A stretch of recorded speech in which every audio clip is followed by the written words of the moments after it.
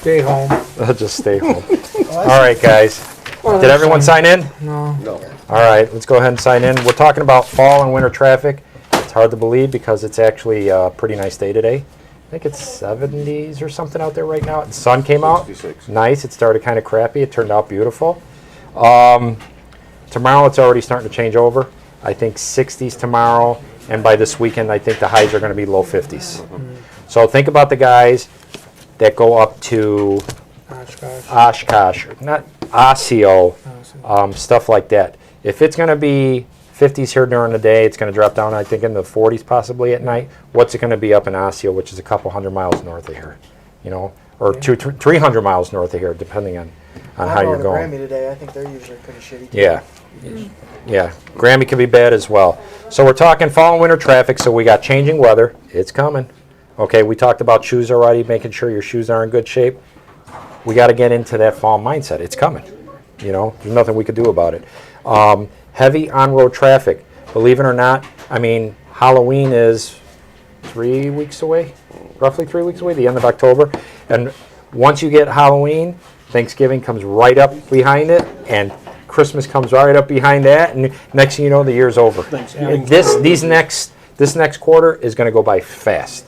Okay, so we're going to run into a lot of heavy on-road traffic, holiday traffic. Okay. Property congestion on property. Doesn't matter what yard you go to, it's going to be busy. Okay, Sheboygan, small yard up there. If you've been there at peak, their yard blows out. They're staging stuff across the street. It gets bad. You're going to find it wherever you go in the UPS system. All right. So what are some of the things that we will encounter in these are some of the things we're going to encounter in the upcoming months. Okay. So my question is, how can we prepare to avoid the crashes and all those challenges that are going to be coming up in this quarter? So you got weather, you've got traffic, you've got congestion. What are some of the things that we can do? Slow down. Slow down, following distance, big time. 6 to 8 in good weather. Yeah, at least. Double it on snow. Yeah. What do you do on ice? I stop. Triple Triple it. it. Triple it on ice. If it's that bad, then you get off the road. But yes, 6 to 8 seconds in ideal conditions. You double it on snow, you triple it on ice. Okay? Aim high in steering. So we're going back to the 5 seeing habits, which some guys kind of they kind of snicker at. Yeah, but here's the funny thing: I ride a bike, you ride a bike. A lot of the guys, they all got Harleys and every other kind of bike you could think of. There's one thing that they all say in common: that you think about the 5 seeing habits, but they'll tell you when I'm on the motorcycle, I use them like there's nobody's business, like it's nobody's business. Oh, your head is on a swivel when you're riding a motorcycle. Yeah. So if you're using it on your bike, you know it works. Why wouldn't you do it in your truck? The 5 seeing habits is not for UPS. It's actually for you. They work. If you master it, you will be a better driver. We know this. Okay? So we're talking about aiming high and steering, Carlos. Jacob, getting the big picture. Yeah. Knowing what the hell's going on around you. You know? So like I always say, if you look in your left mirror and you see a cattle hauler way back there, what do you think's going to happen when you look in your mirror again 30 seconds later? He's going to be right up your rear end because cattle haulers scoot. That's getting the big picture, okay? Yeah. Keeping your eyes moving, especially when it starts getting dark. At this time of year, the deer start. Is it what do they call it? Rutting season or whatever? Yeah. Rut season. You know, and we know about the deer crossing signs. They put the deer crossing signs where there's a high probability of vehicle-animal collisions.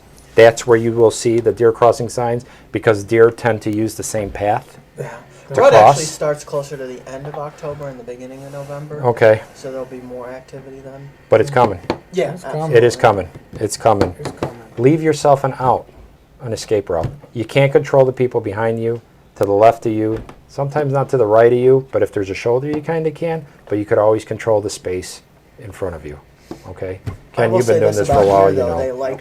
they start moving sunrise and sunset, so certainly Yeah. during the time. So dawn and dusk, you got to be on the one. And a lot of times you'll see the reflection of their eyes before you actually yeah. see. And then if there's one, there's usually more. Yeah. Okay? And don't be surprised if you say to yourself, ooh, that deer got lucky. And then he turns around and decides to go back where he just came from. And then you hit him. So be prepared for that as well. And where there's one deer crossing, a lot of times there's 2, 3, 4 flying after that one. So you got to be careful. Keep it all in perspective so we can have a safe fourth quarter. Okay? The yards are going to get bad. anyone that's been doing this long enough, they get off their phones when they hit the gate. Yeah, definitely. You don't want to be, I don't care if it's Bluetooth, get off the phone. Yeah. The ones that have been doing this a long time and have good driving records, they're off their phones when they're on property. If you're not on the phone, if you're on the phone when you're driving around on property, I think you're asking for trouble. Me personally, I've been doing this a long time. You were see gonna them on say? the phone, they're dropping trailers that are on the Especially phone. with peak. Yeah. Yards that we don't normally use, a lot of places have yards, Oh, different yards. yeah, that- outlots and stuff. Yeah, So you got to be definitely. careful with that. And a lot of times, them outlots may not necessarily be lit up all that well. Yeah. So Like going in, Oshkosh. like Oshkosh, Yeah. going into an unfamiliar yard, not lit up well, and then you're going to be on the phone at the same time, probably not a good idea. Not a good idea. You know, so please be careful getting the job done safely. That's what we're here for, getting it home to our last stop, our most important stop. Okay. On another note, so you guys know, the shop is asking us not to walk through the shop anymore. So if you got to go to the shop, you go to the shop, you go into the supervisor's office and say, I need something done. And the shop supervisor will get a mechanic or something like that. But I think what's happening is guys are cutting through the shop all the way through the building to get to the 3000s. Yeah, that's what. Or they're walking in between you're in front of the camera. Oh, my bad. Or they're walking in between the tractors. You know what? You're not getting the big Way to picture. steal a scene, dude. You didn't get the big Way to picture. steal a scene. You don't even know what to say, do you? So that's all I got. Be careful. Be careful. Be careful. Yes, it's on. Are you going to go in front of the camera too? All right. Just block the back. All right. Be careful, everyone. Be safe out there.